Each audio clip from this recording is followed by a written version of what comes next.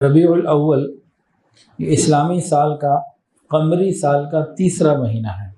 پہلا ہے محرم الحرام، دوسرا صفر اور تیسرا ربیع الاول۔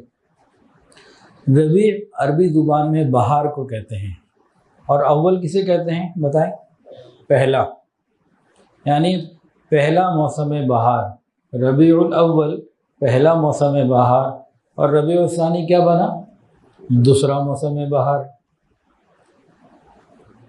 جس زمانے میں یہ مہینوں کے نام رکھے گئے تھے اس زمانے میں بہار انہی مہینوں میں آئی تھی قمری اعتبار سے، تو عربی لوگوں نے اس وقت پھر نام ربیع الاول رکھے اور ربیع الثانی رکھے۔ اچھا، پہلا موسم بہار اور دوسرا موسم بہار، اس سے کیا مطلب ہے؟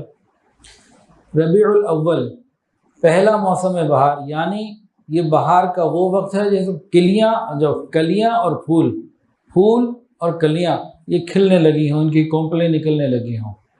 ربیع الثانی بہار کا دوسرا موسم، جب پھل پک چکے ہوں، جب چیز تیار ہو چکی ہو، وہ اپنے عروج پر آ جائے، تو ربیع الاول اور ربیع الثانی یہ دو مہینے اس نام سے رکھے گئے۔ علامہ ابن کثیر رحمۃ اللہ نے لکھا ہے کہ ربیع الاول سے مراد ارتباع ہے۔ عرب لوگوں کے اندر ارتباع ایک لفظ تھا جس کا یہ مقصد ہوتا تھا کہ عرب لوگ بہار کے موسم میں اپنے گھر میں قیام کرنا پسند کیا کرتے تھے۔ موسم بہار میں قیام کرنا، اسے ارتباع کہا جاتا تھا۔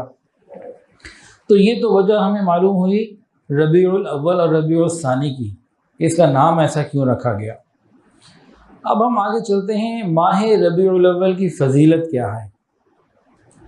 ربیع الاول کے مہینے کی ایک ایسی فضیلت ہے جو باقی کسی مہینے کو نہیں، نہ رمضان، نہ شعبان، نہ شوال، نہ محرم، کسی کو بھی نہیں۔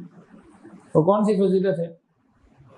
حضور پاک صلی اللہ علیہ وسلم کی پیدائش اس مہینے میں ہوئی، تو اس مہینے کی فضیلت اس اعتبار سے بہت ہی جدا گانہ اور منفرد حیثیت رکھتی ہے۔ اب اس کی کوئی دلیل بھی تو ہونی چاہیے نا۔ دیکھیں، رسول اللہ صلی اللہ علیہ وسلم پیر کے دن کا روزہ رکھتے تھے۔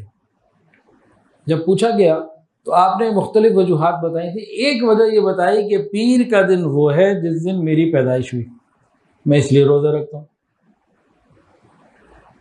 جب پیر کے دن کو نبی علیہ الصلوۃ والسلام کی پیدائش سے نسبت، اور اس نسبت کی وجہ سے اس میں فضیلت آ گئی، تو پھر ربیع الاول کے مہینے میں نبی علیہ الصلوۃ والسلام کی پیدائش، اور یہ اتنی بڑی فضیلت ہے کہ اور کسی مہینے کو یہ فضیلت حاصل نہیں۔ ہاں، باقی مہینوں کے فضائل اپنی اپنی جگہ الگ الگ ہیں۔